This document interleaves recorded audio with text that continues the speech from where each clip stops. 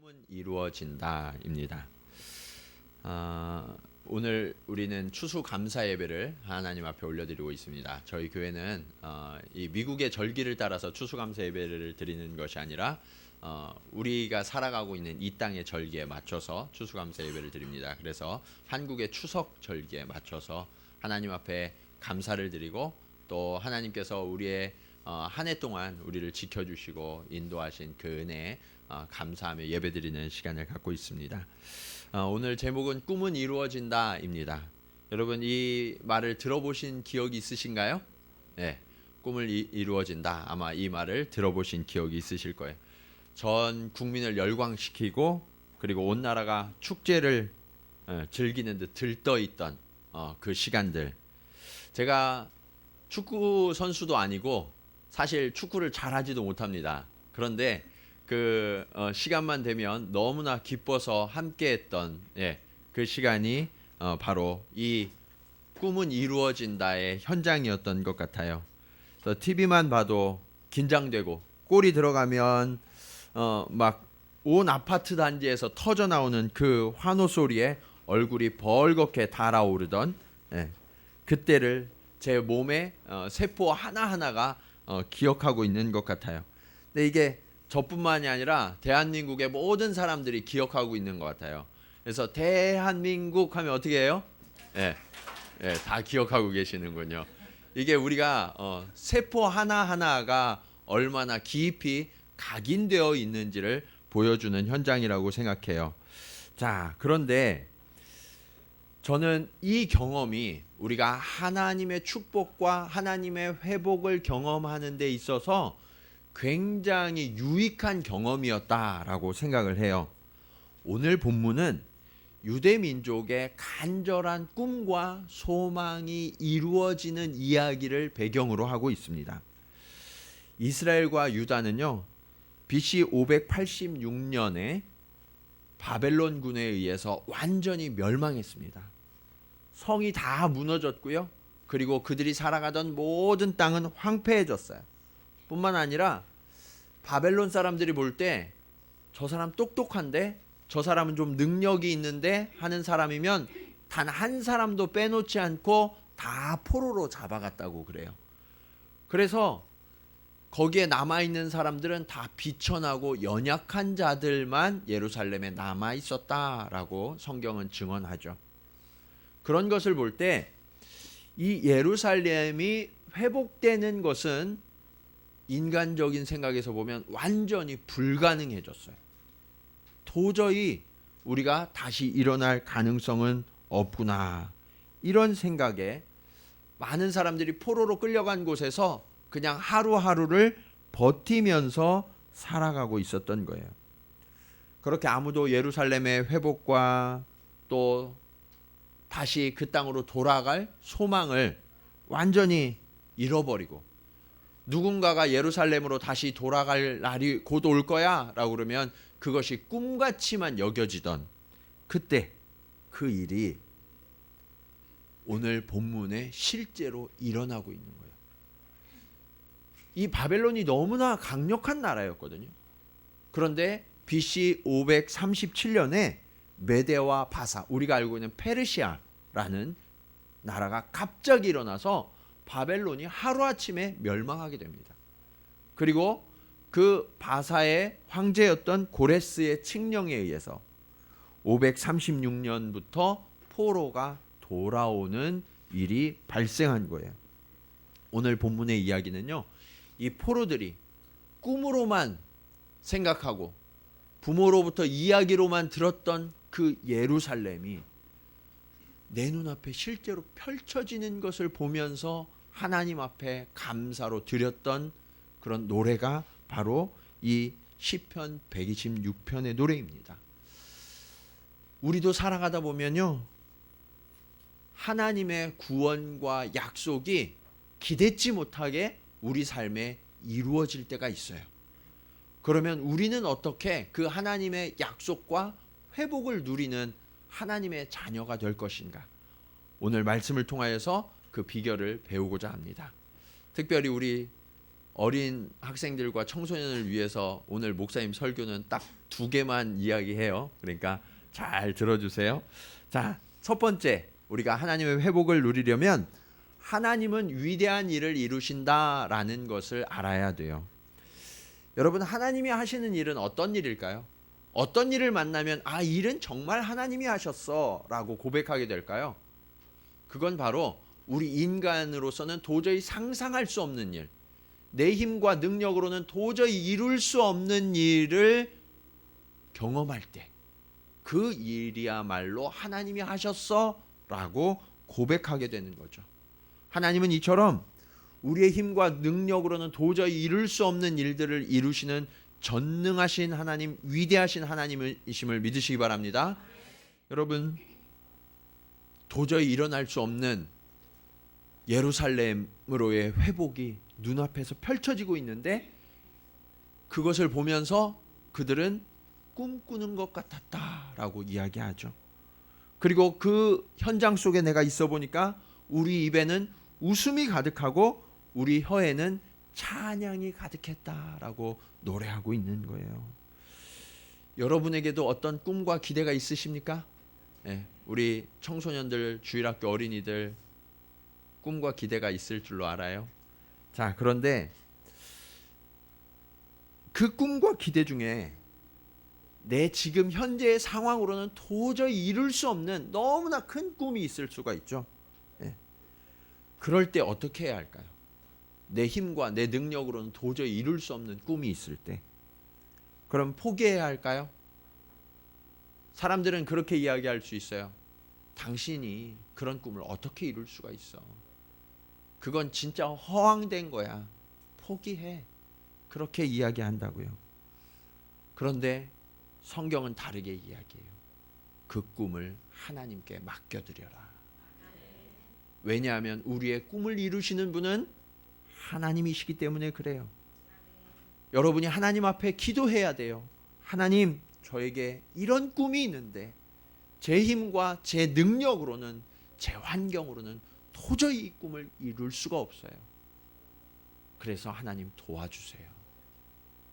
그러면 하나님께서 우리와 함께 하셔서 그 꿈을 이루어 주신다라고 약속하고 계세요. 여러분, 이것을 무엇이라고 하냐면 그것을 믿음, 의지라고 이야기해요.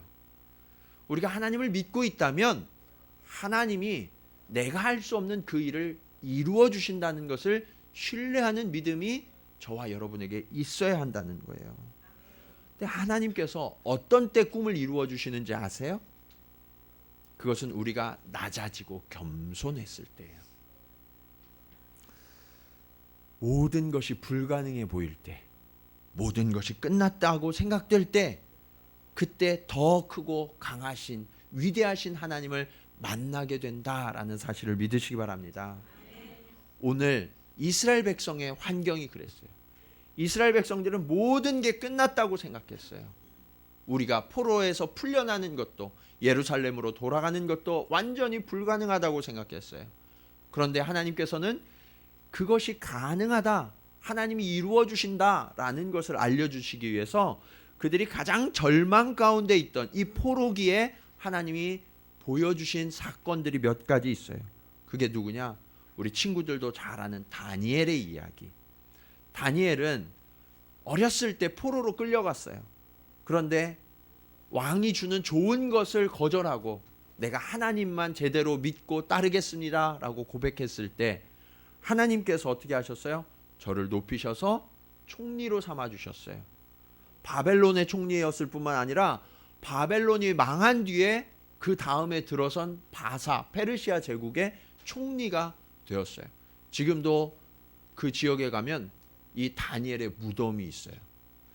그리고 여러분, 다니엘의 세 친구 사드락과 메삭과 아벳느고가 우리는 하나님만 섬기겠습니다 라고 이야기할 때 왕과 신하들이 너무나 화가 나서 그들을 어떻게 했어요? 풀무불, 쇠를 녹이는 용광로에다가 집어 던졌다고요. 그런데 하나님이 그들을 어떻게 하셨어요? 주의 사자를 보내셔서 그들이 안전하도록 지켜주셨죠. 뿐만 아니라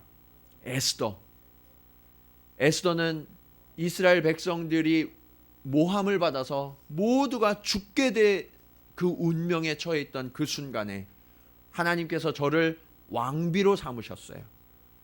그리고 그를 왕 앞에 나아가는 믿음을 주셨죠. 내가 죽으면 죽으리라 라는 믿음을 가지고 왕 앞에 담대히 나아갔을 때 저의 믿음의 결단의 행동을 통하여서 하나님께서 그 민족을 구원하는 놀라운 은혜를 베풀어 주셨죠. 이것이 언제 있었던 일이냐? 이스라엘이 모든 것을 포기했을 때, 절망과 낮아진 그 자리에 있을 때 하나님께서 저들을 기억하시고 구원하시겠다는 약속으로 보여주신 사건들이에요. 이 일이 지난 후에 하나님께서 이 멸망했던 예루살렘의 백성들을 다시 예루살렘으로 돌려보내십니다. 여러분, 우리의 가능성은 어디에 있느냐? 하나님께 있어요. 어디에 있어요? 하나님께. 하나님만이 우리의 가능성이고 하나님만이 우리의 보증이심을 믿으시기 바랍니다. 그러니까 우리는요, 하나님을 의지해야 돼요. 또 여기 계신 분들 중에는 스스로 생각하실 때 지금 이 나이에 내가 무슨 꿈을 꾸겠어 라고 생각하시는 분이 혹시 계실지 모르겠어요. 꿈은 누가 꾼대요? 네. 내가 좀 나이 많았다 그러면 꿈을 가지시기 바랍니다. 네. 포기하지 마세요. 왜냐하면 하나님이 포기하시지 않기 때문에 그래요. 하나님은 만민에게, 모든 사람들에게 꿈과 이상이 되어주신다라고 말씀하고 계세요. 지금 우리가 어떤 상황에 처해 있든지, 내가 어떤 환경 가운데 있든지, 나의 나이가 어떻든지 그것은 하나님 앞에 아무런 문제가 되지 않습니다. 여러분, 우리의 모든 길이 막히고 오히려 모든 것이 불가능해 보이는 이 지금, 이 순간이 하나님이 큰 일을 행하실 때임을 믿으시기 바랍니다. 하나님께 전적으로 맡기세요. 그러면 그 하나님이 우리가 할 수 없는 일들을 하나님이 맡으셔서 책임지시고 우리를 회복시키시고 우리의 기쁨이 되어주신다라고 약속하고 계세요. 이 하나님의 회복을 누리는 저와 여러분 되기를 주님의 이름으로 간절히 축원합니다. 자, 그런데 하나님이 일하시는데 한 가지 전제 조건이 더 있다라고 말씀하고 있어요. 그게 오늘 말씀의 마지막 대지예요. 자, 하나님은요, 믿음의 수고를 기억하시고 축복하세요. 무엇을 기억하신다고요? 예, 믿음의 수고. 여러분, 하나님은 우리에게 뭐라고 말씀하시냐면 하나님이 일해 주실 것인데 그 전에 눈물을 흘리며 씨를 뿌리는 수고가 있어야 된다라고 말씀하세요. 믿음이 없이 수고만 열심히 하는 것, 이거는 굉장한 문제예요. 그러나 동시에 우리에게 믿음이 있다고 해서 수고를 하지 않아도 된다고 생각하면 그것도 오산이에요. 하나님의 사람들은요, 하나님이 이루어 주실 것을 신뢰하기 때문에 하나님이 우리에게 베풀어 주신 삶의 현장에서 믿지 않는 사람보다 훨씬 더 열심을 내야 되는 거예요. 네. 여러분의 삶의 자리가 어디이든 그곳에서 최선을 다하시고 아주 열심을 내셔야 돼요. 우리 학생들 열심히 공부하세요. 네. 여러분은 지금 공부해야 될 때예요. 네. 하나님이 주신 일터가 학교니까 우리 주일 학생들만 말고 우리 청년들도 열심히 공부하세요. 그리스도인들은 하나님께서 우리에게 주신 자리에서 믿지 않는 자들보다 더 열심히 일하셔야 되는데 그 열심이요, 단순한 열심이 아니에요. 거룩한 열심이어야 돼요. 의로운 열심이어야 돼요. 그러한 거룩과 의를 가지고 우리의 삶의 자리에서 열심을 내야 돼요. 그러면 어느 정도까지 열심을 내어야 하는가? 오늘 본문에 보시면 눈물을 흘리며 씨를 뿌린다라고 말씀하고 있죠. 눈물을 흘리며 씨를 뿌린다라는 이 말의 의미가 뭐냐면 농부가 밭에 가서 씨를 뿌리려고 그러니까 그 밭의 상태가 좋지 않아요. 너무나 오랫동안 비가 내리지 않은 거예요. 밭이 다 쩍쩍 갈라지고 여기에다가 씨를 뿌려가지고는 도저히 씨가 자라날 가능성이 1%도 존재하지 않는 그 땅. 그래서 하나님 앞에 기도하면서 비를 기대하면서 그 밭을 갈아요. 여러분, 마른 땅을 가는 것이 쉬워요, 어려워요? 어려워요. 비가 아주 오지 않으면 그 땅을 가는 것이 너무 단단해져 있기 때문에 너무 어려워요. 고통 중에 손이 다 부르트면서 밭을 갈아엎고 거기에 눈물을 흘리며 씨를 뿌리는 거예요. 씨를 뿌리면서 하나님, 언제까지 이 수고를 더 해야 합니까? 내가 언제까지 이 고생을 해야 합니까? 그렇게 간절한 마음으로 울면서 씨를 뿌린다는 얘기예요. 바벨론의 포로로 끌려갔던 이 예루살렘 사람들은 그곳에서 너무나 고통스러운 삶을 살아야 했어요.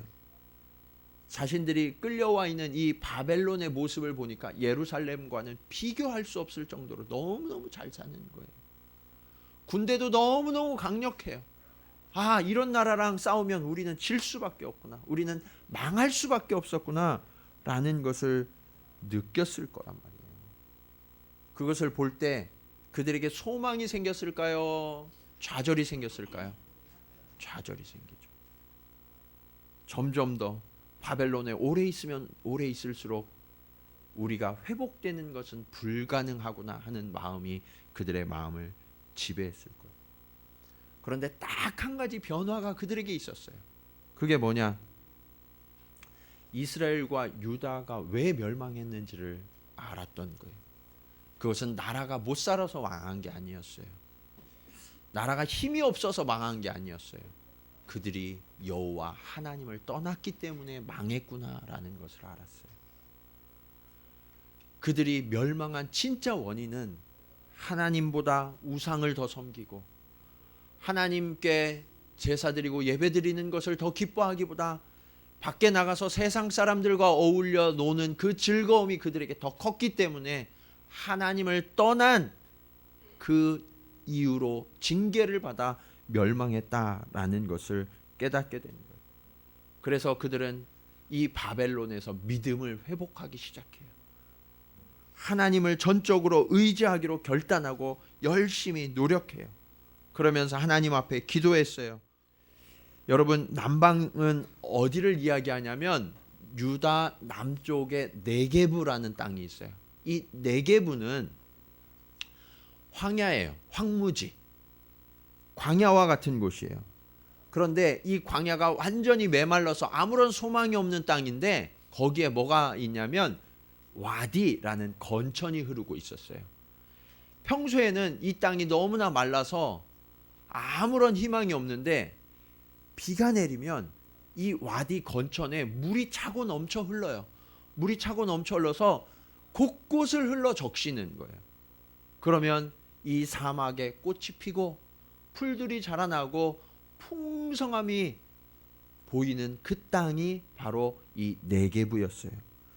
그래서 하나님, 이 땅을 바꾸듯이 우리도 돌려보내소서, 그렇게 기도했던 거예요. 그런데 문제는 그렇게 기도하면서 믿음의 삶을 회복하고 있는데 70년이 다 되도록 아무런 일도 자신들에게 일어나지 않는 거예요. 회복의 가능성이 점점 사라지는 것처럼 오히려 보이는 거예요. 그런 상황 속에서 어떤 사람들은 하나님이 정말 우리를 도와주실까? 하나님이 우리 편이신가? 우리가 유다로 돌아가는 것이 가능할까? 이제 그만 포기해야 되는 게 아닐까? 그런 마음이 점점 들어오면서 믿음이 흔들리기 시작해요. 그런데 그때 바로 하나님이 뭐라고 말씀하시냐? 기쁨으로 단을 거두리로다. 반드시 기쁨으로 그 곡식단을 가지고 돌아오리로다 라고 약속하세요. 여러분, 하나님은 이 약속을 반드시 이루시는 하나님이심을 믿으시기 바랍니다. 네. 그래서 우리가 포기하려고 그러면 언제쯤 포기해야 되냐면 최소한 70년 해보고 포기하셔야 돼요. 네. 여러분, 뭐 해보셨을 때 70년 이상 지속적으로 노력해 보신 분 계세요? 네. 아직 그 정도 안 됐으면 포기할 때가 됐어요, 안 됐어요? 아직 안 된 거예요. 네. 믿음으로 약속을 붙들고 수고를 그치시면 안 돼요. 여러분, 지금의 어렵고 힘든 상황을 주목하지 마세요. 우리가 주목해야 할 것은 하나님의 약속뿐이에요. 하나님의 약속을 붙드는 자는 결코 실패하지 않음을 믿으시기 바랍니다. 우리 그래서 옆에 분들하고 이렇게 한번 결단하겠습니다. 저를 한번 따라서 자, 반드시 기쁨으로 단을 거둘 것입니다. 아멘이십니까? 예. 오늘 우리는 추수감사 주일 예배로 하나님 앞에 예배드리고 있어요. 여러분의 눈물의 수고, 여러분의 헌신, 그것을 하나님이 다 보고 계세요. 여러분이 흘린 눈물을 하나님이 반드시 갚아주시겠다라고 약속하고 계세요. 지금은 힘이 들 수 있어요. 예. 우리 학생들은 열심히 공부하는 게 힘들죠? 예. 대답이 없네. 예. 너무 힘들면 대답을 안 해요. 예. 우리 장년분들은 일하시는 게 힘드시죠? 예. 어떤 분들은 매일 사표를 이거 집어 던져야 되나 말아야 되나 그러면서 갖고 다니셨을 수 있어요. 주부들은 가사가 끊이지 않는 이 반복 속에서 너무너무 힘들 수 있어요. 부모는 자녀를 기르는 것이 너무나 고되실 수 있어요. 성도들은 교회를 섬기고 교회의 일들을 하나하나 해가시는 일들이 점점 더 그쳐지는 게 아니라 많아져서 그것이 고통스럽고 때로는 눈물이 될 수도 있어요. 그러나 여러분 기억하세요. 하나님은 우리의 눈물과 우리의 수고를 결코 헛되게 돌리시지 않는 은혜의 하나님이세요. 그리고 그 하나님은 전능하셔서 하나님의 능력으로 우리를 회복시키시는 하나님이세요. 그 하나님과 함께 여러분이 돌아오는 날, 여러분의 입술에도 주여 이 꿈만 같던 일들이 이루어지게 하시니 감사합니다. 그런 기쁨의 찬송이 저와 여러분의 입술마다 넘쳐나게 하실 줄로 믿습니다. 우리 그날을 기대하면서 하나님 앞에 잠시 기도하시겠습니다.